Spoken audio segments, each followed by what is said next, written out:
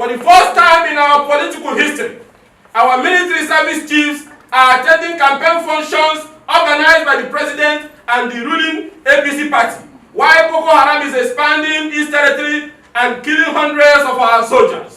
The Inspector General of Police is chasing only leading opposition figures, with armed robbery, kidnapping, and all sorts of crimes are now on the increase. The chairman of the EFCC, who sits illegally, is busy supporting campaign programs of the president, while corruption has taken over every facet of our public service and he has no response to it. Today, the biggest looters of our national treasury are the closest friends of President Muhammadu Buhari, and he wines and dines with them. The Inspector General of Police is in a race to surpass the despicable role of Sunday Adewusi, who was Inspector General of Police in 1983, and in that time he was otherwise known as the MPN youth leader because of his inglorious romance with the MPN government. Federal forces were used to attempt to impose the life of Collins Obi as governor in Imo State against a performing Simon Bakwe, Sisi Ondo in Enugu State against a popular Jim Obodo, Omoboriwo in Ondo against a legendary Pa Ajasin, and others in other states. The desecration of our sacred institutions of states, which holds us together, is unending. We have never gone this low before.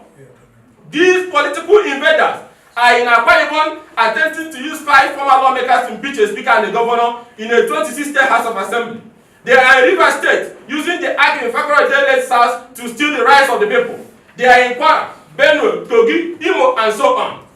Opposition passes vote of no confidence on the Inspector General of Police and rejects extension for him. The opposition has been informed of ongoing moves to extend the service of the Inspector General of Police, who is due to retire on 15 January 2019, to allow him to reenact the infamous 1983 police-backed electoral fraud. Let it be known to President Muhammadu Buhari that any such move shall not augur well for the credibility of the electoral process, and it will weaken the institution of the police.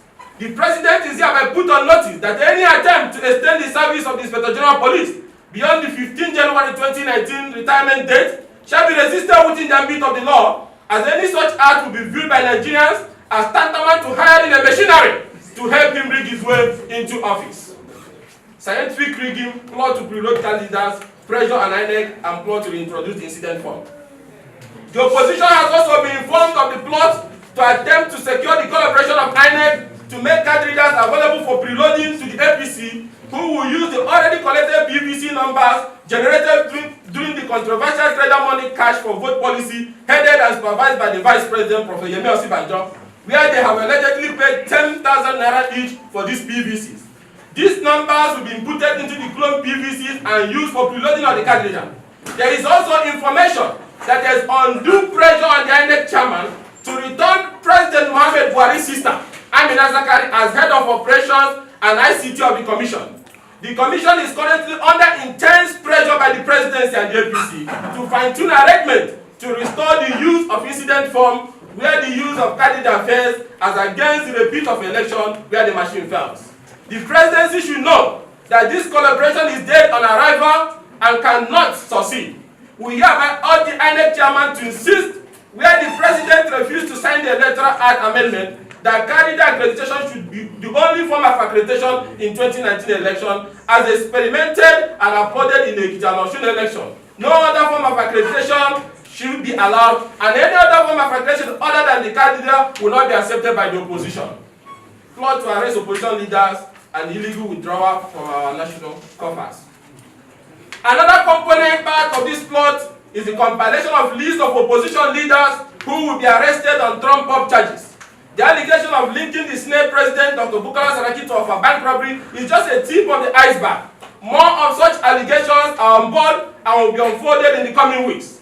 Frivolous charges of corruption will be brought up and many will be arrested for laughable reasons, like Deji Adeyenju, who is still in police detention even after being granted bail by a court. But Nigerians will not be deterred in their resolve to send a dictator out of office for the good of Nigeria and her citizens. The regime has also failed to give account of enormous sums of money running into trillions, which it had illegally withdrawn from our nation's coffers, which has obviously been rehearsed for buying of votes in February. Billions have been missing from NNPC, LNG, NEMA, etc. Nigerians are daily seeing the exposure of lies and propaganda which they have been ruled for almost 4 years now.